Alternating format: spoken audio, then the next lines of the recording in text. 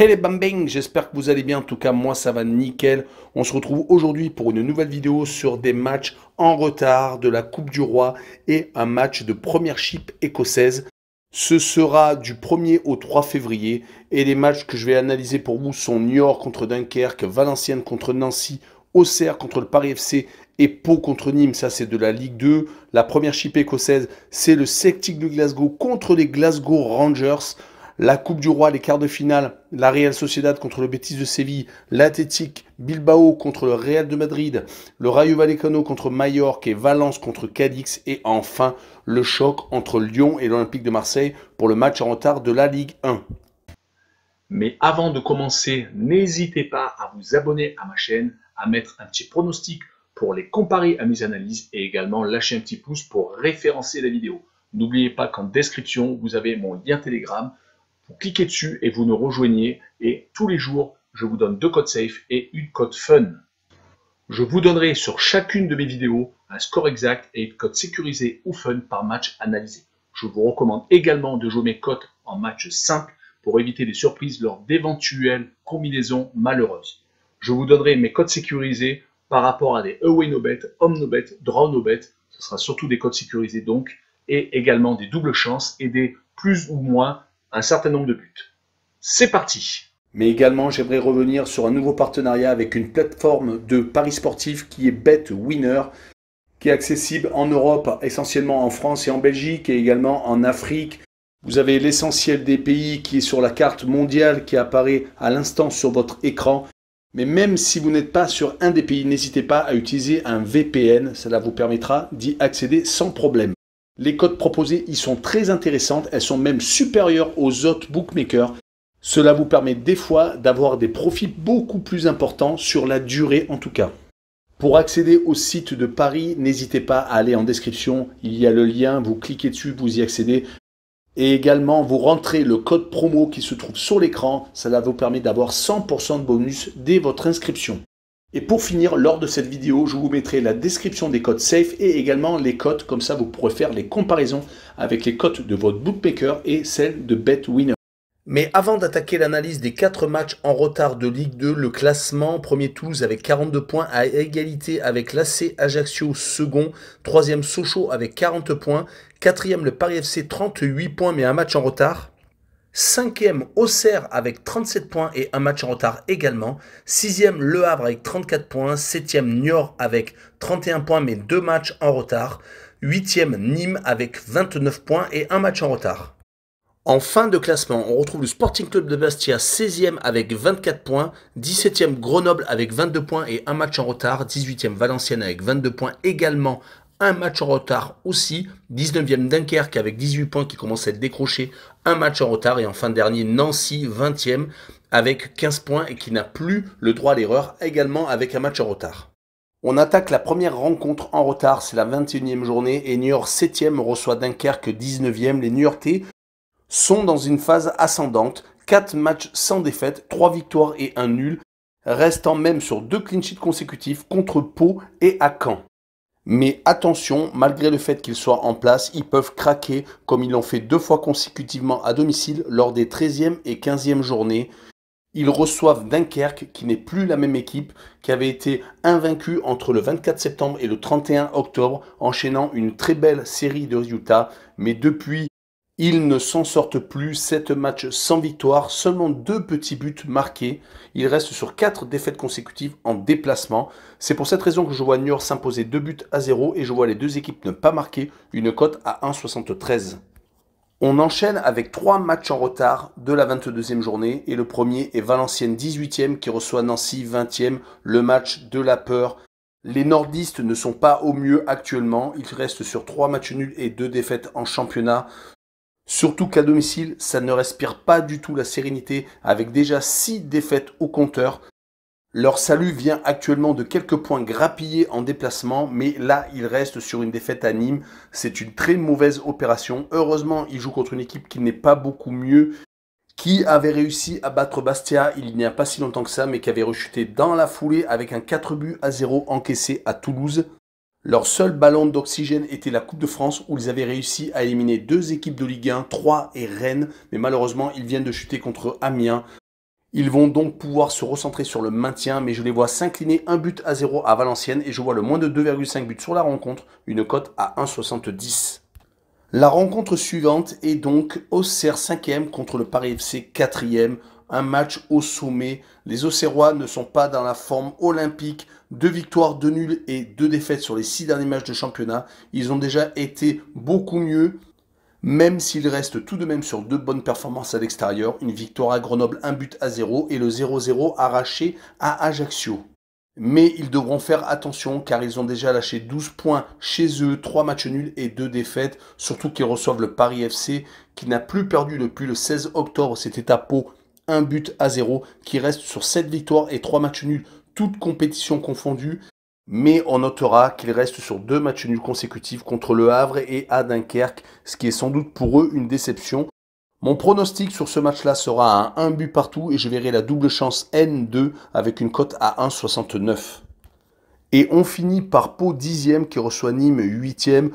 Les Palois sont un petit peu mieux avec 2 matchs sans défaite, un match nul à Toulouse et un 4-0 mis à Rodez dans leur antre qui n'est malheureusement pas imprenable car ils ont perdu déjà à 3 reprises contre Quevilly-Rouen, contre Dunkerque et contre Toulouse. Mais heureusement, ils se sont déjà imposés à 7 reprises. Ils arrivent avec de la confiance contre les Nîmois, qui sont sur 2 victoires consécutives, qui se sont imposés à Dijon et qui ont battu Valenciennes, qui restent sur 5 victoires et 2 défaites sur les 7 derniers matchs de championnat. C'est beaucoup mieux. Ils avaient très bien commencé la saison, mais avaient eu un énorme trou. Ils restent sur les 3 derniers matchs en déplacement sur 2 victoires. C'était à Sochaux et à Dijon. Mais je les vois s'incliner à Pau 2-1 et je vois le draw no bet avec le pari remboursé 6 matchs nuls, une cote à 1,50. Et on poursuit avec le derby de la Old Firm entre le Celtic de Glasgow et les Glasgow Rangers. C'est déjà le deuxième affrontement sur les 4 proposés lors de la saison régulière entre les deux formations. Les Rangers avaient remporté le premier 1-0, mais Steven Gerrard était encore l'entraîneur. Depuis, il est parti à Aston Villa. En tout cas, les deux équipes caracolent en tête. Les Glasgow Rangers ont 3 points d'avance. Le Celtic de Glasgow reste sur les 20 derniers matchs, toutes compétitions confondues, sur 17 victoires, 2 matchs nuls et une seule défaite. Les Glasgow Rangers, de leur côté, c'est 14 victoires, 5 matchs nuls et une défaite. Mais on notera que les Glasgow Rangers n'ont plus perdu depuis 7 confrontations entre les deux clubs. Et pour la petite histoire, les Glasgow Rangers viennent de remporter leur premier titre depuis leur remontée de l'enfer où ils étaient redescendus jusqu'à la 4e division à cause de gros problèmes financiers. Mais un grand club ne meurt jamais. Mais le Celtic va tout faire pour remporter sa première victoire depuis décembre 2019 contre son ennemi juré. Mon pronostic sera à 1 but partout et je verrai la double chance N2 avec une cote à 1,74. On poursuit avec les quarts de finale de la Coupe du Roi, 4 chocs assez intéressants, dont le premier, la Real Sociedad qui reçoit le Betis de Séville. Les Basques ont été premiers pendant longtemps, mais une mauvaise passe les a fait chuter au classement. Est-ce que c'est fini? En tout cas, ils sont sur 4 matchs sans défaite, dont 2 victoires consécutives, une contre le Celta Vigo en championnat et une contre l'Atlético de Madrid en Coupe du Roi, 2-0. Mais ils tombent contre le Betis de Séville, qui est une des équipes en forme, qui est 3e en Liga, qui s'est déjà imposé à 6 reprises en déplacement et qui est actuellement sur 4 victoires et 1 match nul, toutes compétitions confondues. Malgré le fait qu'ils aient quelques trous d'air, ce qui les empêche d'être plus haut au classement.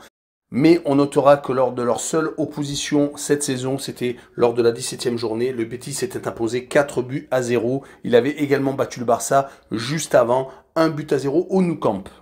Mais sur ce match de Coupe du Roi, je vois la Real Sociedad ne pas perdre et faire 1 but partout et peut-être aller en prolongation, voire au penalty. Et je vois les deux équipes marquer une cote à 1,88. On enchaîne avec l'Athletic Bilbao qui reçoit le Real de Madrid. Ces deux équipes ne se lâchent plus. Déjà le 3e face-à-face, on vient à peine de dépasser la moitié de saison et à chaque fois, les Madrilènes se sont imposés 2-1 en championnat et 2-0 en finale de la Supercoupe d'Espagne.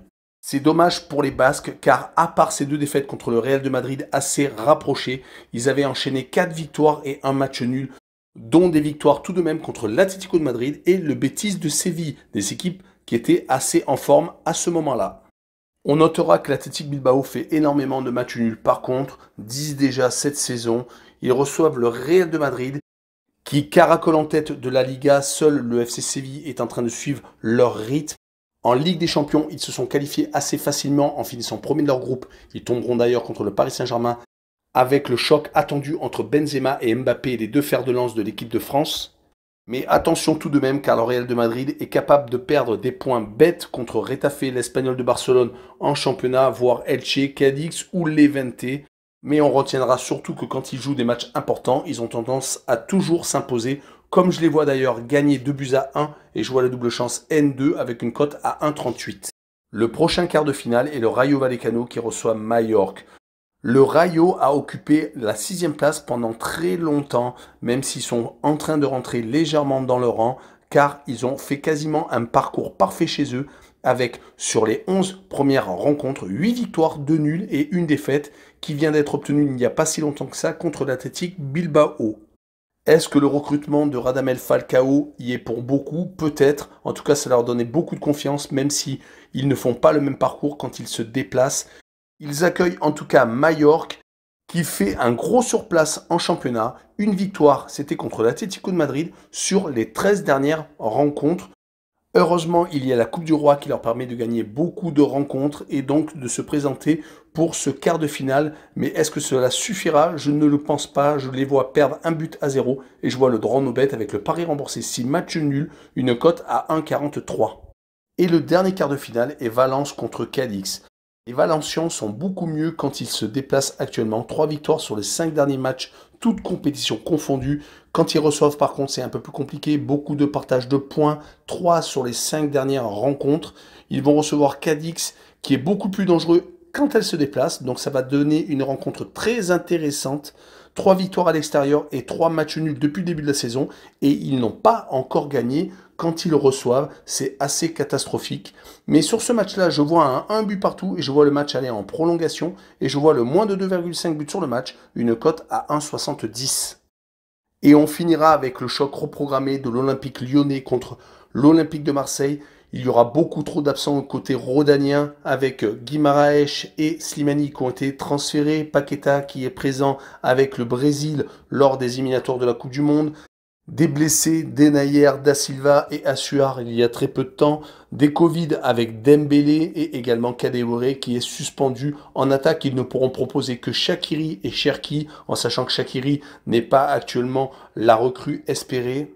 Autant dire que les favoris ne seront pas les Lyonnais sur cette rencontre, car Marseille, de son côté, reste sur 5 victoires consécutives en déplacement. Ils sont même sur 6 matchs sans défaite, si l'on rajoute le match nul contre Nice.